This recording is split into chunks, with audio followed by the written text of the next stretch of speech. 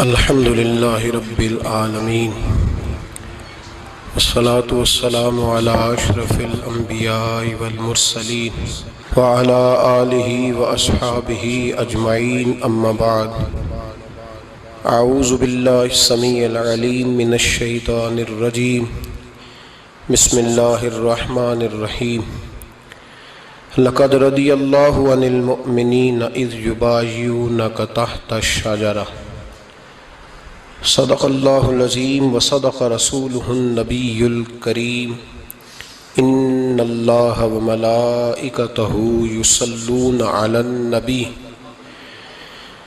یا ایہا الذین آمنوا صلوا علیہ وسلموا تسلیما اللہم صلی علی سیدنا و مولانا محمد معدن الجود والکرم وآلہ وصحبہ وبارک وسلم۔ حمد الصلاۃ کے بعد امیر المومنین خلیفۃ المسلمین داماد مصطفیٰ صلی اللہ علیہ وسلم حضرت سیدنا عثمان غنی رضی اللہ تعالیٰ عنہ کی حیات مبارکہ کے حوالے سے چند باتیں آج گفتگو کا عنوان ہے۔ نبی کریم صلی اللہ تعالیٰ علیہ وسلم نے حدیبیہ کے موقع پر 9 ہجری میں عمرے کا ارادہ فرمایا تھا، اور حضور صلی اللہ تعالیٰ علیہ وسلم اپنے کئی سو صحابہ کے ساتھ احرام باندھ کر مقام حدیبیہ پر پہنچ گئے۔ سفیر اس کو بنایا جاتا تھا جو بڑا سمجھدار اور زیرک آدمی ہوتا تھا۔ نبی پاک صلی اللہ علیہ وسلم نے اس موقع پر جس کو اپنا سفیر بنا کے بھیجا وہ حضرت سیدنا عثمان غنی رضی اللہ تعالیٰ عنہ۔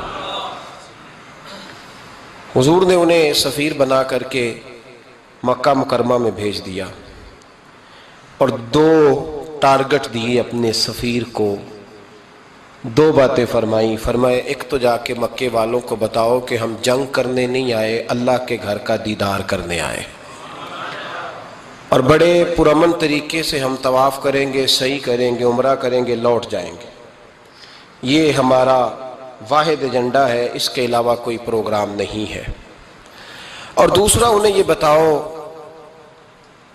ان لوگوں کو جو ایک زمانے سے مکہ مکرمہ میں کفار مکہ کے ظلم سہ رہے ہیں، ہمارے وہ غلام جو یہاں بڑی تکلیف میں ہیں، ان کو یہ خبر دے دو، عثمان انہیں میرا پیغام دے دینا کہ اب تمہاری مشکلات کے دن تھوڑے رہ گئے، اب بڑی جلدی اللہ تبارک و تعالی دین اسلام کو فتح عطا فرما دے گا۔ حضرت عثمان غنی تشریف لے گئے۔ جب حضرت عثمان غنی وہاں پہنچے تو کفار نے آپ کو روک لیا۔ انہوں نے کہا کہ آپ رکیے، دیر ہو گئی۔ ادھر ابو سفیان نے حضرت عثمان غنی رضی اللہ تعالیٰ عنہ کو یہ کہا کہ ہم نبی پاک صلی اللہ علیہ وسلم کو اور ان کے صحابہ کو عمرہ نہیں کرنے دیں گے، آپ اگر چاہیں تو وہ سامنے بیت اللہ شریف ہے، طواف کریں، آب زمزم پئیں، حجر اسود پہ جائیں، مقام ابراہیم پہ جائیں، صفا مروہ کریں، آپ چاہیں تو کر لیں۔ تو حضرت عثمان غنی رضی اللہ تعالیٰ عنہ فرمانے لگے میں تڑپ رہا ہوں کعبے کے طواف کے لیے، لیکن میں بیت اللہ کا طواف اسی وقت کروں گا جب آگے آگے مجھے میرے مصطفیٰ کریم نظر آئیں گے صلی اللہ تعالی علیہ وسلم۔ لوگ آج پوچھتے ہیں کہ بغیر مدینہ شریف جائے حج مکمل نہیں ہوتا۔ میں نے کہا مدینہ شریف کے بغیر حج ہو جاتا ہے، پر مدینے والے کے بغیر نہیں ہوتا، اس لیے کہ حضور نے فرمایا صحیح مسلم میں خذوا عنی مناسککم، حج کے طریقے مجھ سے سیکھو۔ اللہ نے تو کہہ دیا حج کرو، تفصیل تو بتائی نہیں، تو اب آپ کو حضور سے سیکھنا پڑے گا۔ مدینے کے بغیر تو شاید حج ہو جائے، پر مدینے والے کے بغیر حج نہیں ہوتا۔ حضرت عثمان غنی رضی اللہ تعالیٰ عنہ لگے میں طواف ضرور کروں گا، پر اس وقت کروں گا جب مجھے حضور آگے آگے نظر آئیں گے۔ ادھر ایک شخص نے حضور کی بارگاہ میں بھی کہا اپنوں کا نہ پتہ ہوتا ہے، دل بدستاور کے حج اکبر است۔ جو دل ہوتے ہیں نا، دل کو دل سے راہ ہوتی ہے۔ یہ کئی دفعہ جسم علیحدہ علیحدہ ہوتے ہیں پر یہ اکٹھے دھڑک رہے ہوتے ہیں۔ تو دل کو راہ ہوتی ہے. عرض کی یا رسول اللہ صلی اللہ علیہ وسلم عثمان غنی تو طواف کر رہے ہوں گے، صفا مروہ میں ہوں گے، بڑی موج ہوگی، آب زمزم کھول کے پی رہے ہوں گے. حضور نے سامنے والے کا چہرہ غور سے دیکھا، فرمایا عثمان کو تم زیادہ جانتے ہو کہ میں زیادہ جانتا ہوں؟ یا رسول اللہ آپ ہی زیادہ جانتے ہیں. فرمایا پھر فکر نہ کرو، عثمان میرے بغیر طواف نہیں کرے گا. بات ختم ہو گئی، میرے بغیر عثمان طواف نہیں کرے گا، ختم ہو. اب کسی نے افواہ پھیلا دی کہ حضرت عثمان غنی کو شہید کر دیا گیا.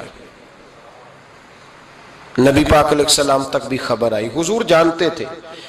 ہمارا دل نہیں کرتا کوئی انتشاری بات کرنے کو، لیکن جب لوگ کرتے ہیں تو پھر دل کو تکلیف ہوتی ہے. اب یہاں سب نے لکھا ہے کہ نبی پاک صلی اللہ علیہ وسلم کو خبر ملی، حضور پریشان ہوئے، صحابہ کو مشورے کے لیے بھی بلایا، بیعت رضوان بھی ہوئی. اگر علم غیب ہوتا، یہ سارا کچھ نہ ہوتا. اور میں نے کہا خدا کے بندے، اگر حضور اپنا علم غیب اس وقت ظاہر کرتے تو حضرت عثمان کے لیے قرآن کی آیتیں نہ نازل ہوتی، اس بیعت کے تذکرے نہ ہوتے. ہر بات پہ لوگ معاذ اللہ تعالی. اب دیکھیے نا، یہاں یہ جملہ چھوڑنے کی کیا ضرورت ہے؟ تم قوم کو کیا دے رہے ہو؟ لوگوں کو کیا بتا رہے ہو کہ نبی پاک علیہ السلام اندھیرے میں بیٹھ کے فیصلے کر رہے تھے؟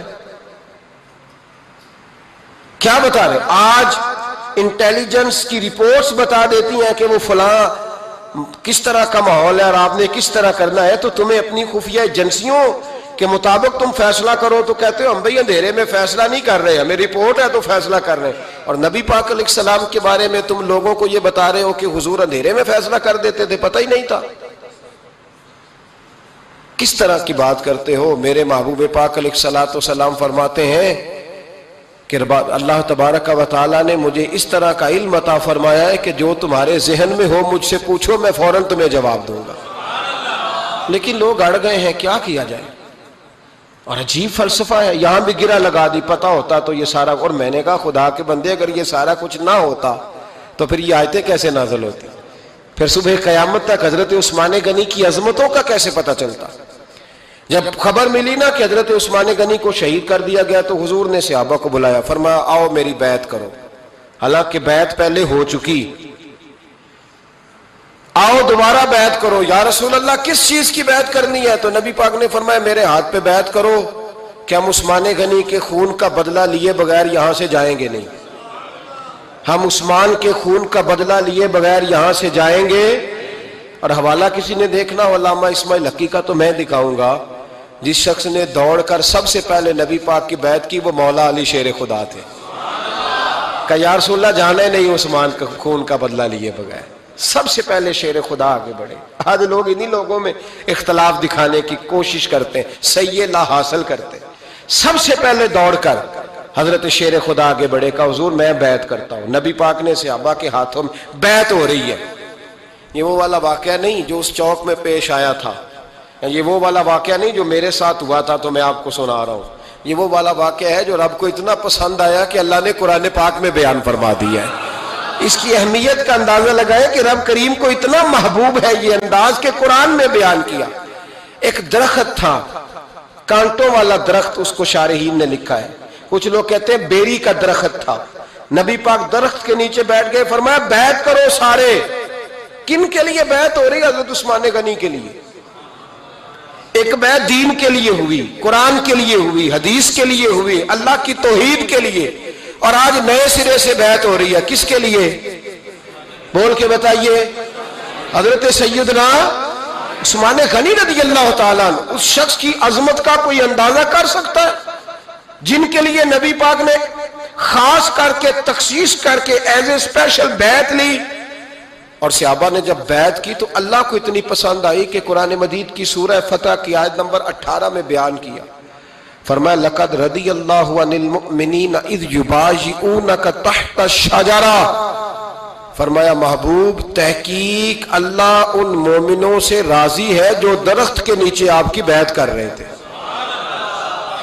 تحقیق اللہ ان سے راضی ہوا، ان ایمان والوں سے جو درخت کے نیچے آپ کی بیعت کر رہے تھے. درخت کے نیچے تحت الشجرہ. قرآن مجید کے الفاظ اگر آپ غور کریں گے تو آپ کو حضرت عثمان غنی کی عظمت کا پتہ چلے گا اور اس واقعے کی حساسیت کی آپ کو سمجھ آئے گی کہ بیعتیں تو مسجد میں بھی ہوئی لیکن نام لے کے نہیں کہا محبوب جنہوں نے مسجد میں بیعت کی. نام لے کے نہیں کہا، حالانکہ وہ بیعتیں بھی اللہ کو بڑی محبوب ہے. بیعتیں تو میرے بھائی نبی پاک نے بیت اللہ شریف کے پاس بھی کی، مسجد نبوی میں بھی کی، لیکن یہاں نام لے کر کوئی بھول نہ جائے. کسی نے کہہ دینا تھا کوئی اور بیعت تھی جی، لوگ شرح کر رہے ہیں نا مرضی، وہ تو کسی اور کی بیعت. نام لے کے کہا محبوب تحت شجرہ، وہ جو درخت کے نیچے بیعت ہوئی، وہ جو بیعت درخت کے نیچے ہوئی، اور جنہوں نے بیعت کی لقد رضی اللہ عن المومنین، تحقیق اللہ ان مومنوں سے راضی ہو گیا. اللہ ان مومنوں سے، صحیح بخاری صحیح مسلم میں صحابہ نے پوچھا یا رسول اللہ اللہ کس طرح راضی ہوا ہے؟ فرمایا آج جس نے میرے ہاتھ پہ بیعت کی ہے رب کریم نے وعدہ کر لیا سب کو جنت عطا فرمائے گا. جنتی ہو گئے سارے. حضرت عثمان غنی رضی اللہ تعالیٰ عنہ کی یہ عظمت، یہ شان قرآن پاک نے بیان کر دی کہ حضرت عثمان کے نام پر صحابہ جمع ہوئے. اللہ تبارک و تعالیٰ نے اس واقعے کا ذکر قرآن مجید میں فرما دیا. میرے عزیز دوستو، حضرت عثمان غنی کو اللہ نے بڑی شانیں عطا فرمائی، بڑا مرتبہ دیا. بڑے حسین و جمیل، بڑے خوبصورت آدمی تھے. دیکھو نا کیا شان ہے حضرت عثمان ذی النورین. یہ ذی النورین کا کیا معنی ہے؟ دو نور کون ہیں؟ حضور کی دو صاحبزادیاں. اعلیٰ حضرت فرماتے ہیں نور کی سرکار سے پایا دوشالہ نور کا، نور کی سرکار سے پایا دوشالہ نور کا، ہو مبارک تجھ کو ذی النورین جوڑا نور کا. دو نوروں والے حضرت عثمان غنی. ایک بیٹی کا نکاح کیا، وہ وصال کر گئی تو محبوب نے دوسری بیٹی کا بھی نکاح کر دی. یہ جو بیچارے پراپوگنڈے والے ہوتے ہیں نا، یہ پہلے دن سے صرف پراپوگنڈے میں ہی ہے. یہ نہ محب بن سکے نہ محبوب بن سکے. ان کا نہ کوئی اپنا ہوا نہ انہیں کسی نے اپنایا. یہ پراپوگنڈے والے ہی ہیں، ساری زندگی چیم گوئیاں، کانوں میں باتیں. اپنا اپنا مزاج ہے نا جی، جس کے حصے میں جو ڈیوٹی آئی. کچھ لوگ وہاں بھی منافقین چیم گوئیاں کرنے لگے، دوسری بیٹی بھی دے دی، دوسری بیٹی بھی دے دی، دوسری بیٹی بھی دے دی. محبوب کے کانوں تک آواز گئی، فرمایا زیادہ باتیں نہ کرو، میری 40 بھی ہوتی. وہ ختم ہو گئی بات، تم 2-3 کی بات کرتے ہو. حدیث مبارکہ کے لفظ ہے، نبی پاک نے فرمایا میری 40 بھی ہوتی، ایک کے بعد دوسری انتقال کرتی رہتی، میں ساری عثمان کو دے دیتا. حد ہو گئی بھئی، اتنا بڑا مرتبہ. چیم گوئیاں نہ کرو، دوسری بھی دے دی، میری 40 بھی ہوتی. اس حدیث کا ترجمہ یہ ہے کہ محبوب فرماتے ہیں کہ مجھے عثمان پر اعتبار ہی بڑا ہے، مجھے عثمان پیارا ہی بڑا ہے، عثمان غنی کی عظمت ہی بڑی ہے. فرمایا میری 40 بھی ہوتی تو میں ساری یکے بعد دیگر. حضرت اسامہ بن زید رضی اللہ تعالیٰ عنہ فرماتے ہیں نبی پاک نے اپنی صاحبزادی حضرت رقیہ رضی اللہ تعالیٰ عنہ کا نکاح حضرت عثمان غنی کے ساتھ کیا تو دونوں میاں بیوی پیارے بڑے تھے، حسین و جمیل بڑے. حضرت عثمان بڑے نفیس آدمی تھے، بڑی نفاست تھی. کپڑا سادہ پہنتے تھے، لیکن لوگ کہتے ہیں کبھی ہم نے ان کے کپڑوں پہ دھبا نہیں دیکھا، چہرے پر اتنا سا گرد کا نشان نہیں دیکھا. ہمارے ملک میں سب سے زیادہ خرچہ میک اپ کا آتا ہے، پتہ ہے آپ کو جی؟ اب اگلی جو بات کرنی ہے اس پہ اپنے آپ کو وقت کتنا دیتے ہو، سجنے میں، سورنے میں، تیار ہونے میں کتنا وقت لگاتے ہو. فرمانے لگے حضرت عثمان غنی اتنا تو ٹائم ہی نہیں ہے کہ اپنے آپ کو دیا جائے. تو قبر اتنے پیارے کیسے لگتے ہو؟ فرمانے لگے اپنی وجہ سے نہیں لگتا، حضور کی وجہ سے پیارا لگتا. کب وہ کس طرح؟ فرمانے لگے نبی پاک صلی اللہ علیہ وسلم نے ہمیں وضو دیا ہے. فرمایا ایک دفعہ وضو کر کے آئینے کے سامنے کھڑا ہوتا ہوں، یوں لگتا ہے اللہ نے میرے چہرے کو پہلے سے زیادہ نور عطا کر دیا ہے. دیکھیں نا، باقی جسم چھپا ہوا ہے اور جو ظاہر ہے اس پر وضو کا حکم ہے. ہاتھ ظاہر ہے تو وضو کر لو، پیر پردے سے باہر ہے تو ان کو دھو لو وضو میں، چہرہ پردے سے کپڑوں سے باہر ہے تو اس کو وضو میں. تو عثمان غنی فرماتے 5 وضو تو میں تازہ کرتا ہوں، پچھلا ہو بھی تو نئی نماز تازے وضو سے پڑھتا ہوں. اور فرماتے اگر میرا قرآن مجید کھولنے کا ارادہ بن جائے تو پھر وضو 6 بھی ہو جاتے ہیں، اور تہجد کے وقت اٹھوں تو 7 بھی ہو جاتے ہیں. فرماتے علیحدہ سے درود پاک پڑھنے بیٹھوں تو پھر 10-11 وضو بھی ہو جاتے ہیں. میں وضو کرتا رہتا ہوں تو اللہ تازگی عطا کر دیتا ہے. حضرت اسامہ بن زید حضور کے غلام زادے فرماتے میں چھوٹا سا تھا تو نبی پاک کے گھر میں گوشت پکا تو سرکار کو 4 بیٹیوں سے بڑا پیار تھا. حضرت فاطمہ سے زیادہ ہے لیکن 4 بیٹیوں سے بڑی محبت تھی. حضرت رقیہ اور جناب عثمان غنی کے گھر میں اسامہ بن زید کہتے ہیں حضور نے مجھے سالن دینے بھیجا, میں چھوٹا سا تھا اور بھی پردے کی آیتیں بھی نہیں آئی تھی, حکم بھی نہیں آیا تھا. کہتے ہیں میں سالن دینے گیا, واپس آیا تو میں نے ان دونوں کو بیٹھے دیکھا تو میں نے اتنے حسین میاں بیوی کبھی دیکھے نہیں تھے, اور میری طبیعت کھل اٹھی. فرماتے ہیں جب واپس آیا نا, سرکار نے میرا چہرہ دیکھا, میں نے تو بات کرنی نہیں تھی, حضور نے چھیڑ دی. فرمایا میری بیٹی اور داماد کو دیکھ کے آئے ہو؟ یا رسول اللہ دیکھ آیا ہوں. فرمایا ایسا حسین جوڑا دنیا میں کبھی دیکھا ہے؟ کہا یا رسول اللہ اللہ کی عزت کی قسم کبھی دیکھا ہی نہیں. یہ ظاہری حسن اللہ نے حضرت سیدنا عثمان غنی رضی اللہ تعالیٰ عنہ کو عطا. ایک بات میری یاد رکھنا, حسن ظاہر کا نہیں ہوتا, حسن ظاہر کا نہیں ہوتا, ظاہر کا میک اپ ہوتا ہے. حسن ہمیشہ باطن کا ہوتا ہے. جن لوگوں کے اندر معصومیت ہوتی ہے ان کے چہروں پہ بھی آئی جاتی ہے. کوئی نہیں سمجھ آئی شاید آپ کو. اندر اگر بندہ کڑوا ہونا, کسیلا ہو, چہرہ نہیں روشن ہوتا. اس کی دلیل حدیث میں موجود ہے. نبی پاک صلی اللہ علیہ وسلم سے صحابہ نے کہا یا رسول اللہ اللہ کا ولی کون ہوتا ہے؟ فرمایا جس کا چہرہ دیکھنے سے اللہ یاد آئے.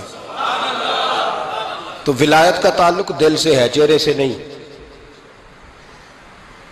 ولایت کا تعلق بولیے دل سے ہے, چہرے سے ولایت کا تعلق نہیں ہے.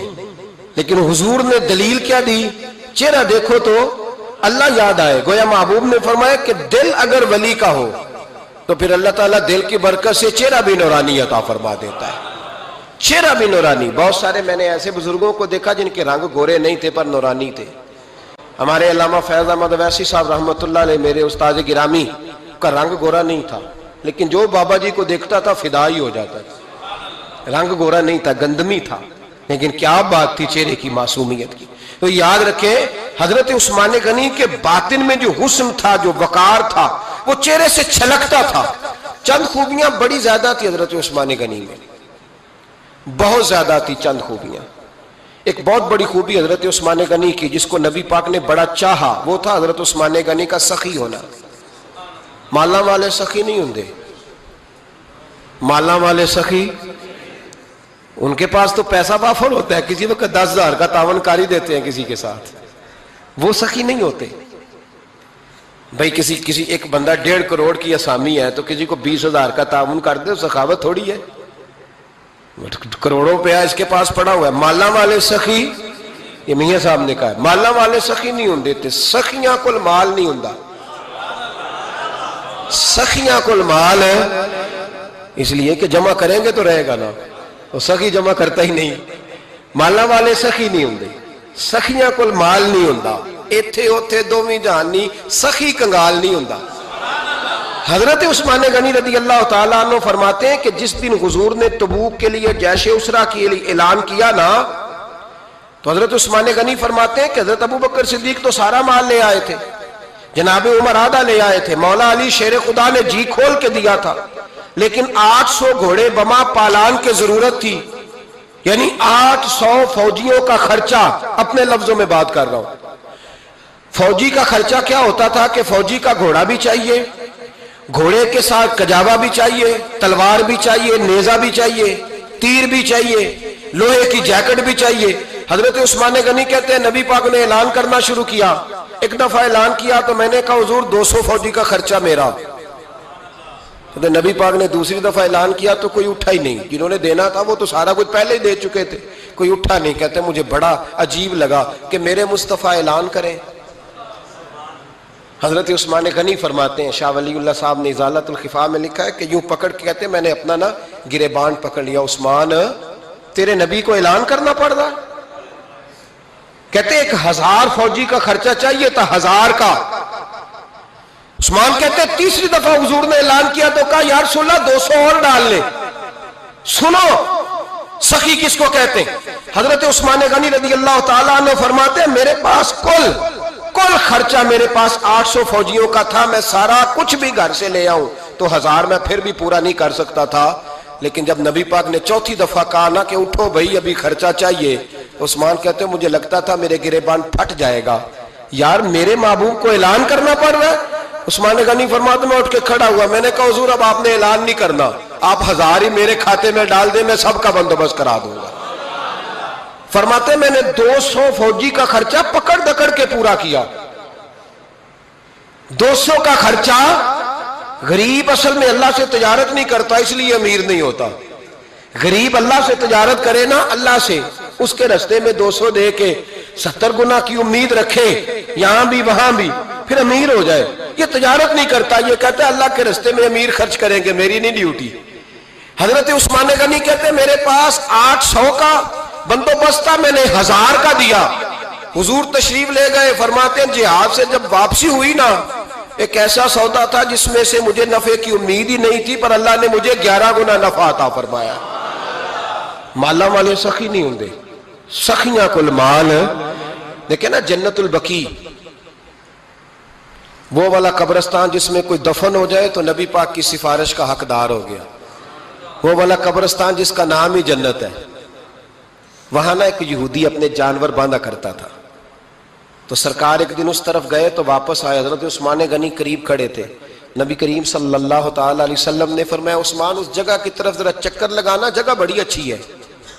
عثمان غنی گئے، جگہ خرید کے واپس آ گئے۔ حضور نے فرمایا ہوا ہے؟ عرض کی حضور خرید آیا ہوں۔ فرمایا میں نے تو چکر لگانے کا کہا تھا۔ کہا یا رسول اللہ آپ نے یہ بھی تو فرمایا تھا جگہ بڑی اچھی ہے، تو جس کو آپ نے اچھا کہہ دیا یہودی کے پاس تو نہیں نہ رہنی چاہیے، تو میں نے خرید دی۔ شرم نہیں آتی لوگوں کو۔ حضرت عثمان کے بارے میں بات کرتے ہیں، جس قبرستان میں سیدہ پاک بی بی صاحبہ حضرت فاطمہ الزہرا آرام کر رہی ہے، وہ زمین حضرت عثمان نے تحفہ دی ہے۔ حیا نہیں آتی بات کرتے؟ شرم نہیں آتی؟ یہ صدقہ سیدہ فاطمہ کا ہی ہے، انہی کے لیے اللہ نے تحفہ دیا، اور اس کے پیسے حضرت عثمان غنی نے ادا کیے۔ پھر اس قبرستان میں سیدہ پاک نے آرام کیا، پھر اسی قبرستان میں عثمان ابن مسعود نے آرام کیا، پھر اسی قبرستان میں حضرت حلیمہ سعدیہ لیٹی ہوئی ہے، اسی قبرستان کے اندر نبی پاک کی زوجہ سیدہ عائشہ آرام کرتی ہے، پھر اسی زمین پر میرے محبوب کے پیارے نواسے امام حسن آرام فرمائے۔ حضرت عثمان غنی رضی اللہ تعالیٰ عنہ کے بارے میں بات کرتے تیری زبان نہیں کانپتی؟ ان کو بات کرتا ہے جن کے تحفے اہل بیت نبوت نے قبول فرمائے، اور وہاں آرام کرنا انہوں نے پسند کیا، اتنا بڑا جرت بند ہو گیا تو۔ حضرت سیدنا عثمان غنی رضی اللہ تعالیٰ عنہ سخاوت کی تو کمال کر دیا حضرت عثمان غنی، اور پھر ضرورت سے زیادہ پیسے دے کے۔ وہ کنویں کی بات بڑی معروف ہے، میں نے بس اشارہ کرنا ہے، نبی پاک نے بھی اعلان کیا تو بڑا ہی اعلان کر دیا، فرمایا وہ میٹھے پانی کا کنواں ہے، قبضہ یہودی کا ہے، جو بندہ خرید کر وقف کرے گا نا اسے کیا ملے گا؟ تو حضور نے فرمایا میری جیب میں جنت کی ٹکٹ ہے، میں اسے جنت دے دینی، یہ ہے عرض جنت، یہ طیبہ کی زمین ہے، جنت بھی یہی، مال کے جنت بھی یہی ہے، جنت لے لے مجھ سے، لے لے۔ حضرت عثمان غنی گئے، اس کو کہا بھائی کنواں میرے ہاتھ بیچ دے۔ کنویں کی قیمت تھی 500-700 دینار، تو حضرت عثمان 500-600 دینار کل کنویں کی قیمت تھی۔ جناب عثمان غنی گئے، یہودی کو پتا تھا کہ یہ خریدنا چاہتے ہیں، فرمایا یار یہ کنواں بیچ دو۔ کہنے لگا نہیں بیچنا۔ فرمایا قیمت منہ مانگی، کہنے لگا قیمت میری مرضی کی، کہا تمہاری مرضی کی، اپنی اپنی اوقات ہوتی ہے نا قیمت لگانے کی، تمہاری مرضی کی۔ کہنے لگا میری شرط ہے میں ایک دن کے لیے کنواں دوں گا، ایک دن میں ایک دن آپ۔ فرمایا یہ بھی منظور ہے۔ کتنے پیسے؟ اس نے کہا میں 3000 دینار لوں گا، 500-600 کا ہے۔ حضرت عثمان غنی فرمانے لگے تو نے اپنی اوقات کے مطابق 3000 مانگا ہے، میں 40,000 لے کے آیا تھا، اپنی اوقات کے مطابق مانگا، 40,000 دینار میری جیب میں۔ یہودی کہنے لگا عثمان تو تاجر ہے، اور عام تاجر نہیں، عالمی سطح کا تاجر ہے، لوگ تیری تجارت کی مثالیں عرب میں دیتے ہیں، پر 500-600 کا کنواں 40,000۔ فرمانے لگے مسئلہ کنویں کا نہیں، مسئلہ مصطفیٰ کے فرمان کا ہے، وہ جو حضور کا فرمان پورا کرنا ہے نا، اس کے لیے 40,000 تھوڑے ہیں، میرے پاس تھے ہی اتنے جو لے کے آیا ہوں۔ حضرت عثمان نے پیسے چکائے، اس نے کہا ایک دن پانی ملے گا، فرمایا منظور ہے۔ وہ ایک دن بیچا کرتا تھا پانی، حضرت عثمان نے اعلان کر دیا جو میرا دن ہے نا فری پیو، اپنے بھی پیو، بیگانے کا اعلان کوئی نہیں کرنا، میرا کوئی پروگرام نہیں۔ لیکن آپ مطلب ہلکا ہلکا ایسے ایسے دیکھیں گے، سوچیں گے، غور کریں گے، او بھائی پیسہ بھی بانٹنے سے چلو بولو تو صحیح نا، اس پر بھی آپ حامی تو بھرے نا، سچی بات کر تو لینی چاہیے نا۔ چلے عمل آپ 2 سال کے بعد کر لینا، 6 سال کے بعد کر لینا، پر ہاں نہ تو صحیح کرے نا، پیسہ بھی ہمیشہ بانٹنے سے۔ ملا رومی رحمت اللہ علیہ فرماتے ہیں کنویں سے سادہ پانی نکل جائے تو تازہ آ جاتا ہے، اور اگر پانی کنویں کے اندر رہے سارا ختم نہ ہو تو باسی ہو جاتا ہے۔ اس لیے فرمایا کرتے تھے میں اس کنویں سے پانی پیتا ہوں جس پہ رش زیادہ ہوتا ہے، اس لیے کہ وہاں سے پانی ختم ہوتا ہے تو تازہ آتا رہتا ہے۔ فرماتے تو اللہ کے رستے میں سارا خرچ کر دے، اللہ تازے عطا کر دے گا اور پہلے سے زیادہ عطا کر دے گا۔ میرا آپ کا مسئلہ یہ ہے کہ تجارت بندوں کے ساتھ ہے، بندوں کے ساتھ جو تجارت ہے نا، بندے کنجوسی کر جاتے ہیں، بندے کا تو صحیح کام چل جائے تو پارٹنر کو فارغ کر دیتا ہے تو فارغ ہے، اور اگر کبھی کسی کی دکان میں کوئی کرایہ دار اچھا اس کی دکان چل جائے تو مالک کہتا ہے تو جا، اب دکان میں نے خود کھولنی ہے، وہ فارغ کر دیتا ہے۔ بندوں کا تو مزاج ہے۔ اور اللہ تبارک و تعالیٰ سے جب تجارت ہوتی ہے نا، میں نے ایسے لوگ دیکھے ہیں جن کے گھروں میں لاکھوں روپیہ ماہانہ آتا ہے، غربت نہیں جاتی۔ ان کو سوچنا چاہیے کہ کثرت والا پیسہ آیا ہے پر برکت والا نہیں آیا۔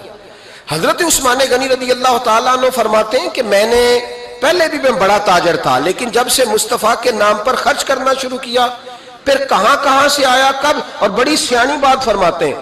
آپ فرماتے ہیں میں کلمہ پڑھنے سے پہلے تجارت کو وقت زیادہ دیتا تھا، اور مسلمان ہونے کے بعد میں نے تجارت کو ٹائم تھوڑا دیا، پر اللہ نے روزی مجھے زیادہ عطا فرمائی۔ اس لیے برکت پر ہماری توجہ نہیں رہی، غیبی خزانوں پر خیال ہم نے چھوڑ دیا ہے۔ غیبی خزانوں سے جو چیز ملتی ہے وہ زیادہ ملتی ہے، جو مادی ذرائع سے ملتی ہے وہ چیز کم ہوتی ہے۔ حضرت عثمان غنی پر الزام لگا جب آپ کا دور حکومت تھا، یہ یاد رکھیں کہ سب سے زیادہ الزامات حضرت عثمان غنی پہ لگائے گئے۔ جن بندوں کے قد کاٹ زیادہ ہوتے ہیں ان کے خلاف پراپوگنڈے بھی لمبے چوڑے ہی ہوتے ہیں۔ بڑی بڑی بات یاد رکھنا، کہا گیا کہ حضرت عثمان لوگوں کو نوازتے بڑا ہے، بڑا دیتے ہیں حضرت عثمان غنی۔ تو حضرت عثمان غنی فرمایا کرتے تھے حکمران تو میں آج بنا ہوں تو میں تو پہلے بھی بڑا دیتا تھا، وہ کس خزانے سے دیتا تھا؟ آپ جواب دیا کرتے۔ دیکھیں ذرا، لاکھوں لوگ حج کرنے آتے تھے، پر حضرت عثمان غنی حج کرنے جاتے تو اعلان کر دیتے کہ کوئی حاجی حج کے موقع پر آ کے کھانا نہ پکائے، سب کو کھانا عثمان غنی اپنی جیب سے دیا کریں گے۔ مینا میں لنگر کھانا ہوتا تھا حضرت عثمان غنی کا، مینا میں، فرماتے تھے کھاؤ حاجیوں جتنا کھا سکتے ہو۔ اور پھر حضرت عثمان غنی کا اعلان تھا، خدام کو کہتے تھے میں آخر میں کھاؤں گا، پہلے میرے سارے آنے والے حاجیوں کو کھلایا جائے۔ ایک مجھ سے نا ایک دوست نے سوال پوچھا 4-5 دن ہو گئے، کچھ سوال ایسے ہوتے ہیں جو بندے کو نا چوراہے پہ لا کے کھڑا کر دیتے ہیں، زندگی میں نہ بھولنے والے سوالات ہوتے ہیں۔ ایک شخص نے سوال پوچھا، کہنے لگا اوکاڑے دینی اور مذہبی گھرانہ ہے، اوکاڑے سے تعلق ہے، میرے ساتھ محبت کا رشتہ ہے۔ کہنے لگے بیٹی کی شادی کر دی ہے راولپنڈی میں، آپ کی بھی بیٹیاں ہیں، میری بھی بیٹی ہے، بیٹی کی شادی کر دی ہے راولپنڈی میں، اب بچی چند دن رہنے آئی ہے، پوچھنا یہ ہے کہ نماز پوری پڑھے گی کہ قصر پڑھے گی؟ تو میرا تو اس نے کام کر دیا، حد ہو گئی، رو رو کے برا حال۔ میں نے کہا یار تو بند کر دے فون، رات کو بتاؤں گا۔ کیا پوچھ لیا یار تو نے؟ بیٹی مسافر نہیں ہوتی، بیٹی تو مہرانی ہوتی ہے باپ کے گھر کی۔ تو بیٹی مطلب کیسے بتاؤں کہ دل کرتا ہے کہ بیٹی وہ صرف ہنسے، وہ روئے کبھی نہ، یہ دعا ہوتی ہے۔ تو نے اتنا بڑا سوال کیوں کیا؟ بہرحال علماء کو کچھ چیزوں کے جواب دینے پڑتے ہیں۔ میں نے کہا میں رات کو بتاؤں گا۔ رات کو پھر فون آیا کہ آپ وہ بڑی جلدی جواب دینے کے عادی ہیں تو دیر کیوں کر دی؟ تو میں نے کہا یار جواب تو میرے پاس تھا لیکن ہمت نہیں تھی ابھی۔ تو میں نے کہا کہ اگر تو بیٹی آئی ہے والد کے گھر میں اور ابا جی کا پروگرام ہے اسے جائیداد میں سے حصہ دینے کا، تو پھر تو بیٹی نماز پوری پڑے گی، لیکن اگر ابا جی نے علیحدہ کر کے انگوٹھا لگوانا ہے تو پھر بیٹی مسافر ہے۔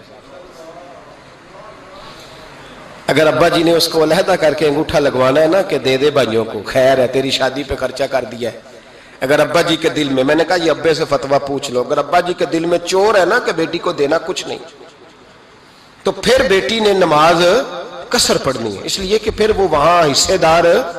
اس کی دلیل حضرت عثمان غنی رضی اللہ تعالیٰ عنہ حج کے لیے تشریف لے گئے تو لوگوں نے حضرت عثمان غنی سے کہا کہ نبی پاک بھی قصر نماز پڑھتے تھے، حضرت عمر بھی حج کے موقع پر قصر پڑھتے، حضرت ابو بکر بھی، آپ کیوں پوری پڑھتے؟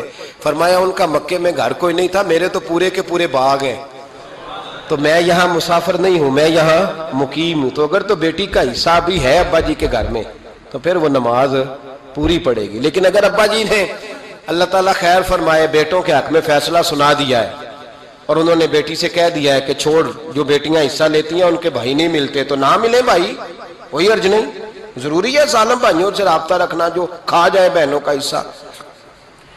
والد ظالم ہے، ظالم ہے باپ، بیٹے کو حصہ دیتا ہے بیٹی کو نہیں دیتا۔ اور یہ 1.5 مربے والے جاگیردار کی بات نہیں کر رہا، جس کا 4 مرلے کا مکان ہے اس کی بیٹی کا بھی حصہ بنتا ہے۔ کیوں کھاتے ہو بیٹیوں کا حصہ؟ ڈر نہیں آتا اللہ تعالیٰ سے؟ کیوں کھاتے ہیں لوگ بیٹیوں کا حصہ؟ جب اللہ رسول نے رکھا ہے تو کیوں کھا جاتے؟ اور پھر کہتے ہیں جناب بڑا پیار ہے بیٹی سے، رونے دھونے کے لیے پیار ہے۔ تو یاد رکھیں حضرت عثمان غنی رضی اللہ تعالیٰ عنہ کا لنگر چلتا تھا۔ تو میرے بھائی ایک اور بہت بڑی خوبی حضرت عثمان غنی کی تیسری وہ یہ تھی کہ آپ میں اللہ نے بہت زیادہ حیا رکھی تھی۔ آج نا اگر آپ ناراض نہ ہو تو ہماری حکومتوں میں جو بدتمیز زیادہ ہوتا ہے اس کا عہدہ زیادہ ہوتا ہے، اس کو اچھا عہدہ ملتا ہے جو بدتمیزی زیادہ کرتا ہے۔ اور ہمارے ہاں نوجوان سمجھتے ہیں کہ کھل کے پھرنا، کھل کے کھانا، مرضی کا لباس پہننا۔ ہمارے ایک بزرگ فرمایا کرتے تھے جب سے پیسے لوگوں کے پاس زیادہ آئے ہیں لباس چھوٹے ہو گئے، پیسہ زیادہ آ گیا کپڑے جسموں پہ سکڑ گئے۔ لوگ سمجھتے ہیں کہ بس جو دل میں آئے کہہ دینے کا نام جمہوریت ہے، آزادی رائے ہے۔ حضرت عثمان غنی رضی اللہ تعالیٰ عنہ شرم و حیا کے پیکر تھے، بڑا پیسہ تھا، بڑا کچھ تھا، لوگ ڈرتے تھے، سردار بھی تھے، جو چاہتے کر سکتے، روب طاری ہوتا۔ لیکن عثمان غنی کو جب بھی کوئی دیکھتا تھا کسی کونے میں بیٹھے نظر آتے تھے، چھپے ہوئے، پیچھے، شرم و حیا، نفاست پسندی، بڑھ بڑھ کے آگے ہونا، ہر ویڈیو میں شامل ہونے کی کوشش کرنے کا نام پیار نہیں ہے۔ نفاست پسند جو لوگ ہوتے ہیں وہ اکثر چھپے ہوئے ہوتے ہیں، ان کا پتہ ہی نہیں ہوتا لوگوں کو کہ پیچھے دراصل ہے کون۔ دیکھیے نا بڑی معروف حدیث ہے صحیح مسلم میں، نبی پاک صلی اللہ علیہ وسلم آرام فرما رہے تھے، حضور نے تامت مبارک باندھی ہوئی تھی، لیٹے ہوئے تھے سرکار۔ تو جب آدمی لیٹتے تھے نا، ہمارے بزرگ بھی جب لیٹتے ہیں تو تامت کو سمیٹا کرتے تھے تو گھٹنوں تک آ جاتی تھی، دیکھا نا آپ نے، گھٹنوں تک تامت آ جاتی جب لیٹتے۔ تو سرکار بھی لیٹے تھے، پردے کی ابھی آیتیں نہیں آئی تھی، دروازے پہ دستک ہوئی، حضرت عائشہ صدیقہ عرض کرنے لگے یا رسول اللہ میرے ابا جان جناب ابو بکر صدیق آئے۔ حضور نے فرمایا بلا لو۔ حضرت عائشہ کہتی ہیں وہ آ کے بیٹھ گئے، حضور لیٹے رہے، پھر دستک ہوئی، اب کون ہے؟ کہا سیدنا فاروق اعظم۔ کہا عائشہ آپ ساتھ والے حجرے میں چلی جاؤ۔ اماں جی وہاں چلی گئی۔ تھوڑی دیر کے بعد حضرت عمر آئے، حضور لیٹے رہے، جناب عائشہ کہتی ہیں پھر دستک ہوئی، اب کون ہے؟ فرمایا عثمان غنی۔ نبی کریم نے فرمایا اسے کہو ذرا ٹھہر جائے۔ حضرت عثمان ٹھہرے تو حضور اٹھ کے بیٹھے، تہمت مبارک کو ٹھیک کیا، پھر اپنے کرتے مبارک کو سیدھا کیا، پھر دستار کو سیدھا کیا، فرمایا اب بلاؤ عثمان غنی کو۔ حالانکہ جاہو جلال حضرت عمر کا زیادہ ہے، حالانکہ وقار مقام حضرت صدیق اکبر کا زیادہ ہے، اب بلاؤ عثمان غنی کو۔ حضرت عثمان غنی رضی اللہ تعالیٰ عنہ آئے، بیٹھے، بات چیت ہوئی، تینوں چلے گئے۔ حضرت عائشہ صدیقہ کہتی ہے میرے ذہن میں سوال رہ گیا، میں نے عرض کی یا رسول اللہ صلی اللہ تعالیٰ علیہ وسلم وہ دو لوگ آئے، آپ بیٹھے رہے، عثمان آئے تو آپ نے اہتمام کیا، کیا لفظ ہے، اور لفظوں میں تاثیر ہے، اور جملے دو کہے نبی پاک نے لیکن کتنا بڑا ان کا مرتبہ بیان کیا۔ فرمایا عائشہ میں اس شخص سے حیا نہ کروں جس سے اللہ کے فرشتے بھی حیا کرتے ہیں، میں اس سے حیا نہ کروں جس سے اللہ کے فرشتے بھی حیا کرتے ہیں۔ حضرت عثمان غنی فرمایا کرتے تھے میں نے جب سے حضور کا چہرہ دیکھا ہے دوبارہ پلٹ کے اپنی شرمگاہ بھی کبھی نہیں دیکھی، گویا میں نے اپنی آنکھوں کا وضو نہیں توڑا جب سے حضور کا۔ فرماتے جب سے یہ ہاتھ نبی پاک کو بیعت کے لیے دیا ہے پھر گندگی میں نہیں جانے دیا میں نے سیدھا ہاتھ۔ حضرت عثمان غنی فرمایا کرتے تھے میں اپنے گھر کے اندر اپنے غسل خانے میں 4 دیواری کے اندر بھی کپڑوں سمیت غسل کرتا ہوں، مجھے حیا آتی ہے غسل خانے میں بھی کپڑے. اور سنو ایک اور بڑی بات اہم، آپ فرمایا کرتے تھے میری جو محرم عورتیں ہیں نا، محرم پھپھی خالہ، میری جو محرم عورتیں ہیں، فرمایا کرتے تھے میں نے کبھی ان کے بھی چہرے آنکھ بھر کے نہیں دیکھے، ان کے بھی چہرے کبھی میں نے آنکھ بھر کے نہیں دیکھے. جو میری محرم عورتیں ہیں پھپھی خالہ، فرماتے تھے ان سے بھی جب بات کرتا ہوں تو میں چہرہ جھکا کے.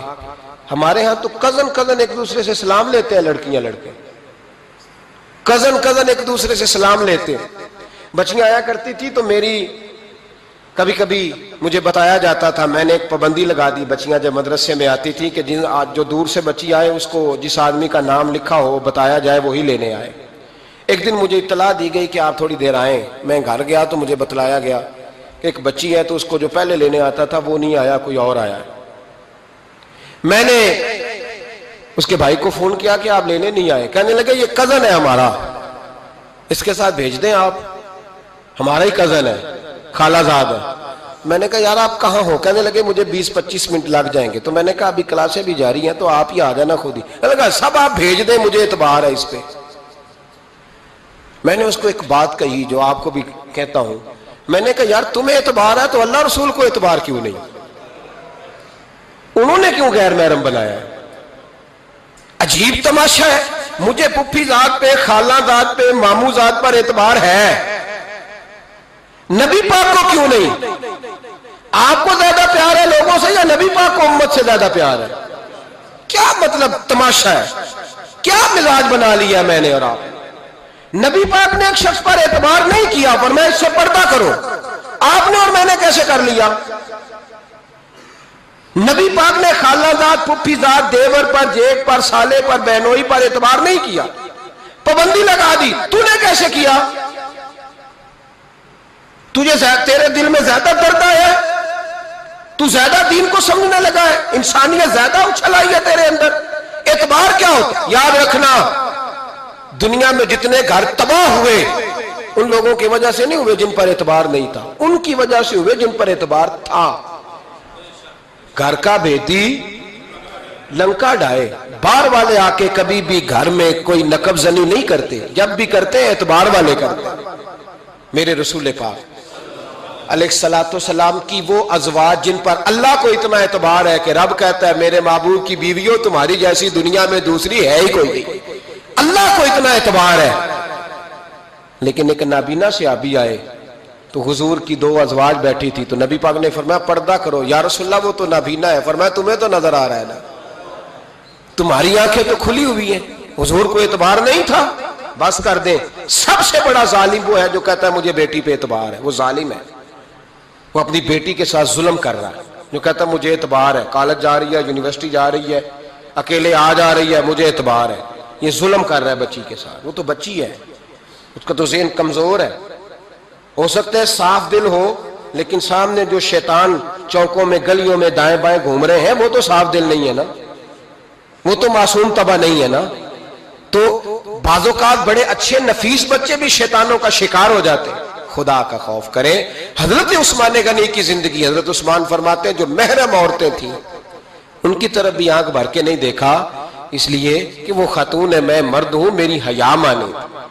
آج لوگوں کو شوق ہو گیا عورتوں کی مجلس میں دوڑ دوڑ کے جانا، وہاں بیٹھنا، وہاں وقت بتانا. پیران عظام کہتے ہیں کہ وہ درویشنیوں کے بیچ بیٹھے ہیں جی، باپ بیٹی ہوتے ہیں جی، مریدنی اور پیر. میں نے کہا کوئی نہیں ہوتے. اس رشتے پر استدلال ہے. اعلیٰ حضرت فرماتے ہیں واجب ہے پردہ پیر اور مریدنی کا، یہ پردہ واجب ہے. اگر کوئی شخص اس طرح بے پردہ بیعت لے گا، بیچ میں بیٹھے گا تو اس کا تو مرید ہونا ویسے ہی حرام ہے، جائز ہی نہیں ہے. جو سارا دن تویز دھاگے کے لیے بیٹھا رہے اور بیویوں سے گفتگو کرتا رہے. خدا را حضرت عثمان غنی رضی اللہ تعالیٰ عنہ کی زندگی میں جو باتیں ہمیں بہت زیادہ ملتی ہیں ان میں نفاست ہے، آپ کی حیا ہے، سخاوت ہے. ایک بات اور سن لیں، بڑا ستایا گیا حضرت عثمان غنی کو، پراپوگنڈے کیے گئے، آپ کے خلاف مہم چلی. عبداللہ ابن سبا نے بڑی مہم جوئی کی آپ کے خلاف. یہودیوں نے مسلمانوں کا روپ دھار کر بڑا آپ کو ستایا، تکلیفیں دیں. جی آپ اپنے رشتہ داروں کو بڑا دیتے ہیں. فرمایا کرتے تھے جیب سے دیتا ہوں، مال خزانہ سے نہیں دیتا. حضرت عثمان غنی رضی اللہ تعالیٰ عنہ کو بڑا ستایا گیا. یہ واحد خلفائے راشدین میں خلیفہ ہے جن کا 40 دن پانی بند کیا گیا، کھانا نہیں آنے دیا گیا. لیکن کمال ہستی حضرت عثمان غنی کی. مولا علی جیسے شیروں نے جا کے کہا آپ اشارہ کریں، یہ جو آپ کے خلاف نکلے ہوئے ہیں تو ایک تلوار سے مار دیے جائیں گے. تو حضرت سیدنا عثمان غنی فرمانے لگے میں وہ والا مینڈا نہیں بننا چاہتا جس کی وجہ سے مدینے کی گلیاں رنگین ہو جائیں. امن کا کعب خلافت چھوڑ دیں. فرمایا حضور نے کہا تھا اللہ تمہیں ایک قمیض پہنائے گا، لوگ اتارنا چاہیں گے تم نے اتارنی نہیں. صبر سے، حوصلے سے، اطمینان سے. یہ وہ واحد ہستی ہے حضرت عثمان غنی جنہوں نے شہادت قبول کر لی لیکن تلوار نہیں چلنے دی، لوگوں کو ایک دوسرے کے گلے نہیں کاٹنے دی. وہ شخصیت ہے حضرت عثمان غنی کی. لیکن بڑا ستایا گیا، بڑا پراپوگنڈا. مجھے بتائیے اس کے بارے میں اللہ قرآن کی آیتیں نازل کر دے اور جس کے بارے میں مصطفیٰ کریم ایک بار نہیں تین بار جنت کی بشارت عطا کر دے. کوئی بندہ ہمیں تاریخ بتائے، حوالے دے، کہانیاں سنائے تو ہم اس کی کہانیاں دیکھیں گے یا نبی پاک کا فرمان دیکھیں گے؟ بولیں، جا کے بولیں، جا کے. کسی کہانی پر کبھی بھی کان. بس ایک حدیث میں نے بڑی دفعہ سنائی ہے، پھر سناتا ہوں، ترمذی میں ہے. نبی پاک جنازگاہ تک گئے جنازہ پڑھنے. یا رسول اللہ فلاں آدمی انتقال کر گیا. جنازگاہ تک تشریف لے گئے جنازہ پڑھانے، لیکن جنازگاہ تک پہنچ کر محبوب نے فرمایا اس کا جنازہ نہیں پڑھانا. یا رسول اللہ کیوں؟ فرمایا اس لیے کہ یہ عثمان غنی سے بغض رکھتا تھا. تو حضور تو اس کا جنازہ نہیں پڑھتے. خبردار کسی داستان پہ کان نہ دھریں. عقلیں دوڑاتے پھرتے ہیں لوگ، ایسے ہوا تھا تو ویسے ہوا تھا تو اس نے کہا تھا تو اس نے کہا تھا. ہمیں اس کی اس کی نہیں خبر، ہمیں تو مصطفیٰ کا پتہ ہے. جو حضور نے جن کی شان بیان کر دی ان کی شان پر ہم کسی تاریخ کا حوالہ مزید ضرورت محسوس ہے. بس اپنی طبیعت میں سادگی اور صفائی پیدا کریں، سخاوت پیدا کریں، حیا پیدا کریں. یہ حسن ہے. اس حسن کو حضرت عثمان غنی نے تقسیم کیا ہے. اللہ سمجھنے کی توفیق عطا فرمائے. آخر دعوانا